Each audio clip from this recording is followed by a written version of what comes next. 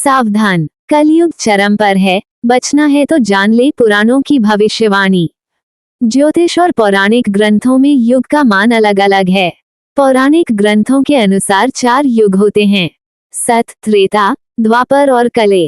कहते हैं कि कलयुग में पाप अपने चरम पर होगा। वर्तमान में कलिकाल अर्थात कलयुग चल रहा है। ग्रंथों में इस युग में क्या क्या होगा या घटेगा ये स्पष्ट लिखा गया है। ये भी है कि इस युग में जब कहीं भी प्रलय होगा तो सिर्फ हरि कीर्तन ही उस बचाएगा। आओ जानते हैं कि कलयुग में सावधान क्यों रहें। 1. सतयुग। सतयुग में प्रतीकात्मक तौर पर धर्म के 4 पैर थे।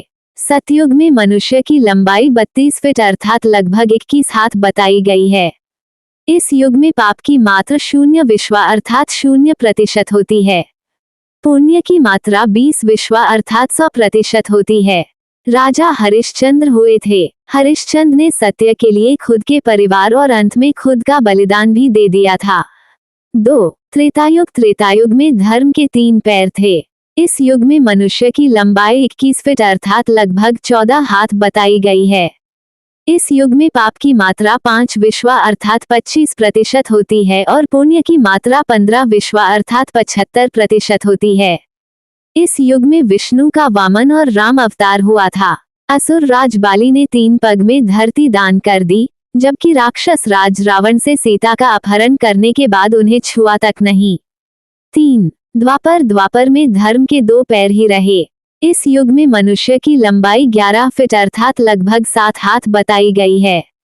इस युग में पाप की मात्रा 10 विश्वा अर्थात 50% होती है, जबकि पुण्य की मात्रा 10 विश्वा अर्थात 50% होती है। मतलब ये कि इस युग में आधे मनुष्य पापी और आधे पुण्यात्मा थे। इसी युग में महाभारत का युद्ध हुआ था। ये युद्ध धर्म युद्ध ही था। कृष्ण ने धर्म की रक्षा की थी। 4. कलयुग। द्वापर में 2 पैर और अब कलिकाल में धर्म के पैरों का कोई नामोनिशान नहीं है। धर्म अब पंगु बन गया है। इस युग में मनुष्य की औसत लंबाई 5 फीट 5 इंच अर्थात लगभग 3.5 हाथ बताई गई है। इस युग में धर्म का सिर्फ 1/4 अंश ही रह जाता है। इस युग में पाप की मात्रा 15 विश्वा अर्थात 75% होती है, जबकि पुण्य की मात्रा 5 विश्वा अर्थात 25% होती है।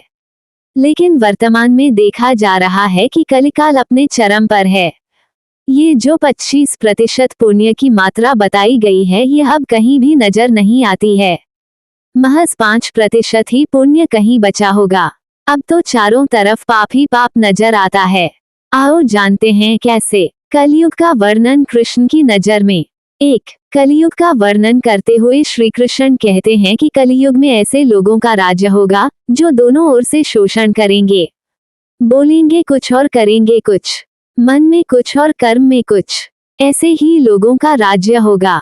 इसी प्रकार कलयुग में ऐसे लोग रहेंगे जो बड़े ज्ञानी और ध्यानी कहलाएंगे।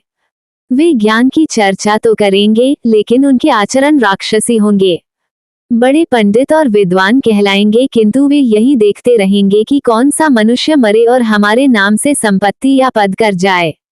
2. कलयुग का मनुष्य शिशुपाल हो जाएगा। कलयुग में बालकों के लिए ममता के कारण इतना करेगा कि उन्हें अपने विकास का अवसर ही नहीं मिलेगा। मोह माया में ही घर बर्बाद हो जाएगा। किसी का बेटा घर छोड़कर साधु बनेगा तो हजारों व्यक्ति दर्शन करेंगे, किंतु यदि अपना बेटा साधु बनता होगा तो रोएंगे कि मेरे बेटे का क्या होगा। इतनी सारी ममता होगी कि उसे मोह माया और परिवार में ही बांध कर रखेंगे और उसका जीवन वहीं खत्म हो जाएगा। अंत में बेचारा अनाथ होकर मरेगा। 3. कलयुग में धनाढ्य लोग लड़के लड़की के विवाह में, मकान के उत्सव में, छोटे बड़े उत्सवों में तो लाखों रुपए खर्च कर देंगे, परंतु पड़ोस में ही यदि कोई भूखा प्यासा होगा तो यह नहीं देखेंगे कि उसका पेट भरा है या नहीं। उनका अपना ही सगा भूख से मर जाएगा और वे देखते रहेंगे। दूसरी ओर मौज, मदिरा, मांस भक्षण, सुंदरता और व्यसन में पैसे उड़ा देंगे किंतु किसी के 2 आंसू पोंछने में उनकी रुचि न होगी। 4. कलयुग में मानव का मन नीचे गिरेगा, उसका जीवन पतित होगा। ये पतित जीवन धन की शिलाओं से नहीं रुकेगा, न ही सत्ता के वृक्षों से रुकेगा, किंतु हरि नाम के एक छोटे से पौधे से, हरि कीर्तन के एक छोटे से पौधे से मनुष्य जीवन का पतन होना रुक जाएगा।